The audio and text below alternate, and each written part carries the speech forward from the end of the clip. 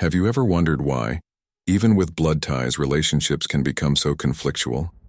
The Ammonites, despite being technically relatives of the Israelites, often position themselves as thorns in the path of the chosen people. They not only opposed the Israelites, but also allied with other nations to challenge God's people. This leads us to reflect. Why do such rivalries and conflicts arise even among peoples with common ancestors?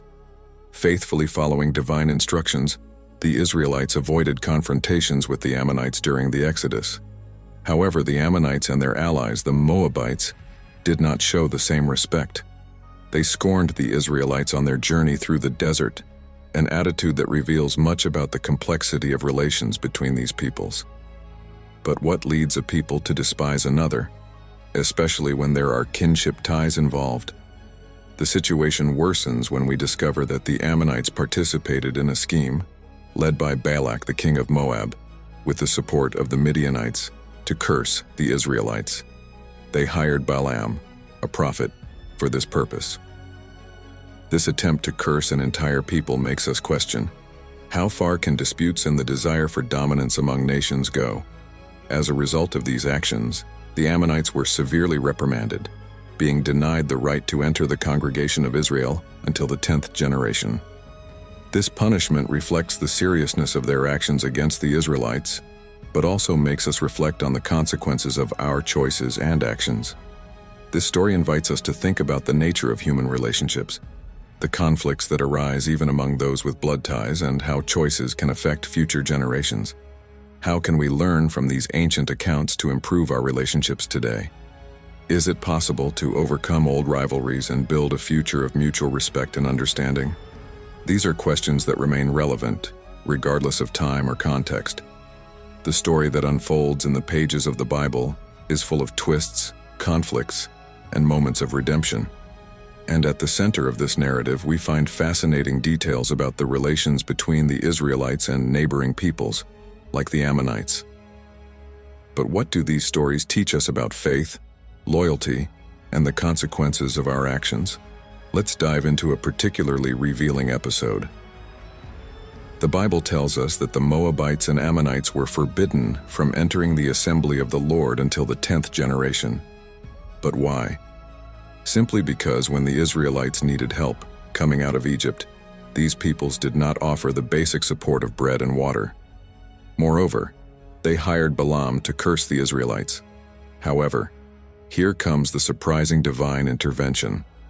The Lord not only prevented the curse from being effective, but turned it into a blessing. Doesn't this make us reflect on how, sometimes, adversities can transform into sources of strength and blessings? The divine recommendation was clear: do not make a treaty of friendship with these peoples. But the story does not stop there. During the period of the Judges, the Ammonites allied with the Amalekites and Moabites, intensifying the pressure on Israel for a long 18 years. This siege was only broken with the intervention of key figures like Othniel, and, as if history liked to repeat itself, the Israelites again deviated, worshipping foreign gods, including the Ammonite deities, which led them to face great challenges. The invasion of the Ammonites crossing the Jordan brought great distress to the Israelites. But, as in many moments of despair, a figure of redemption emerges: Jephthah, who freed Israel from oppression. These cycles of challenge and overcoming make us question, how do our choices and alliances influence our destiny? The saga of the Ammonites as adversaries of God's people does not end there, extending into the period of the monarchy in Israel. This persistence in conflict leads us to ponder the long shadows that rivalries can cast through generations. These stories, though ancient, speak of universal themes: the importance of loyalty, the consequences of our choices, and the ability to overcome adversity. They invite us to reflect on our own lives. How do we welcome others in times of need? How do we deal with blessings disguised as curses? And finally, how can we learn from the past to build a better future? The biblical narrative, rich in symbolism and teachings, continues to offer valuable lessons for all of us, regardless of our faith or belief. As we explore these stories, we are invited to look within ourselves and the world around us with more compassion, understanding, and hope. The saga of the Ammonites and their interaction with the kings of Israel is a true roller coaster of events, filled with highs and lows, unexpected friendships, and devastating conflicts. Let's dive into this story, which reads like a movie script, full of twists and life lessons. Imagine Saul, newly anointed king of Israel, demonstrates his leadership and courage by defeating and expelling the Ammonites under the leadership of Nahash, who had besieged Jabesh-Gilead. This act of bravery not only established Saul as a formidable leader, but also marked the beginning of a series of events that would intricately intertwine the lives of the kings of Israel and the Ammonites. Interestingly, Nahash, the same who led the Ammonites against Jabesh-Gilead, is later mentioned as a friend of David. Isn't it fascinating how relationships can change over time? Perhaps this friendship formed during the turbulent days when David was fleeing from Saul's wrath. But as in any good story, the plot thickens with Nahash's death. His son, Hanun, far from following his father's diplomatic footsteps, chooses the path of hostility, insulting David's servants, and ultimately declaring war on Israel. David's response was swift and decisive.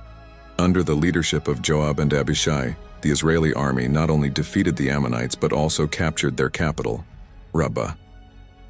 However, the story shows us that relations between individuals and nations are complex. Despite the conflicts, some Ammonites remained friends of David, like Zelek, one of his mighty warriors, and, in a time of need, when David was fleeing from Absalom, another son of Nahash provided him aid. But the plot becomes even more complex with King Solomon, David's son. Solomon, known for his wisdom, had his judgment clouded by love. His involvement with foreign women, including Ammonites like Naamah, mother of his son Rehoboam, had disastrous consequences. To please his wives, Solomon strayed from his faith, worshiping false gods like Molech, the national god of the Ammonites. These actions not only tarnished his reign but also led to divisions and future conflicts.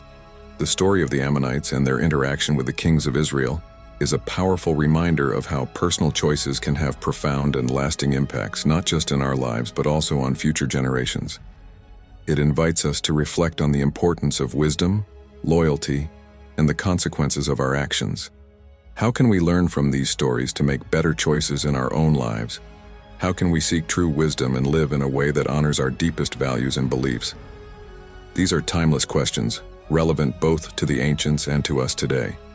The story of the Ammonites, intertwined with that of the Israelites, is a chronicle of conflicts, alliances, and divine twists that make us reflect on human nature and divine sovereignty. Let's explore another chapter of this saga, which takes us from the time of King Jehoshaphat to the days of the prophets. In the time of King Jehoshaphat, the Ammonites, along with the Moabites and Edomites, formed a coalition with the aim of attacking Judah. However, in a stunning turn of events, God intervened, confusing them in such a way that they ended up destroying each other. This episode makes us question, how many times, in our own lives, do conflicts and adversities seem to resolve in ways we could never have imagined? But the plot thickens even more. Later on, the sons of an Ammonite woman conspired against Joash, king of Judah, a grim reminder that intrigues and betrayals can come from where we least expect. During the reigns of Uzziah and Jotham, the Ammonites were subdued to the point of paying tribute to Judah, showing how power dynamics can change over time. The Ammonites also joined foreign invaders during the reign of King Jehoiakim, playing a role in the ongoing tensions and conflicts in the region. These events lead us to reflect on the constant struggles for power and territory that have marked human history. Several prophets of the Lord, including Ezekiel, prophesied divine judgment against the Ammonites.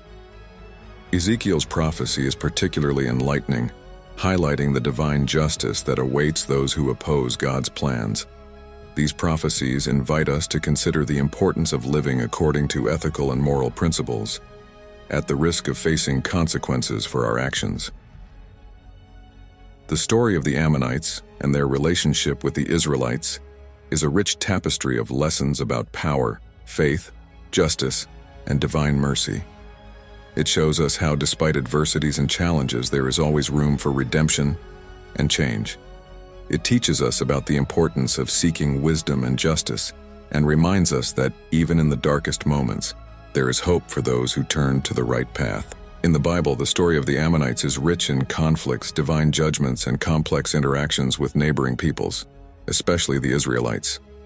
The prophecy against the Ammonites, as described in the book of Ezekiel, is a powerful reminder of divine justice and God's sovereignty over the nations. When the Son of Man is instructed to prophesy against the Ammonites, it is a moment of great significance. The divine accusation against them for their joy at the desecration of the sanctuary, the desolation of the land of Israel, and the captivity of the house of Judah, reveals the gravity of their actions.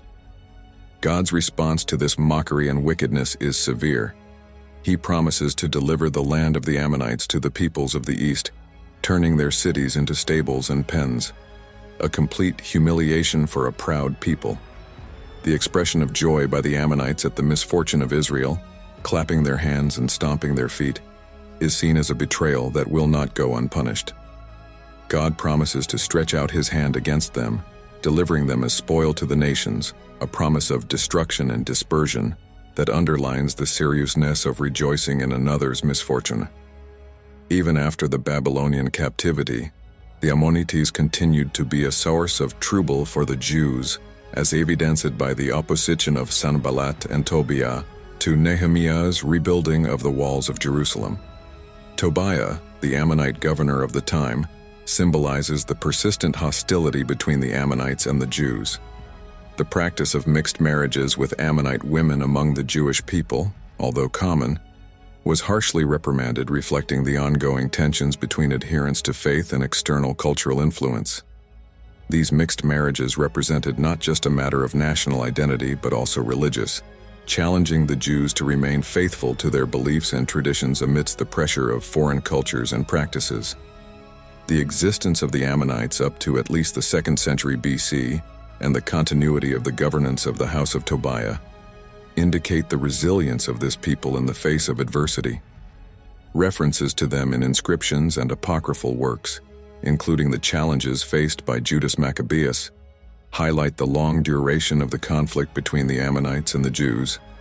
The story of the Ammonites in the Bible is a vivid reminder that the actions and choices of peoples and nations are observed and judged by a higher authority. It invites us to reflect on the consequences of our own actions, especially when they affect others, and on the importance of seeking justice and peace, rather than conflict and disdain. If you are interested in this fascinating biblical story of the Ammonites and their interactions with the surrounding peoples, especially the Israelites, share your thoughts and insights. History is a window into understanding not just the past, but also the lessons we can apply in our lives today. Don't forget to subscribe and share this video with others who may be interested in these rich historical and spiritual lessons.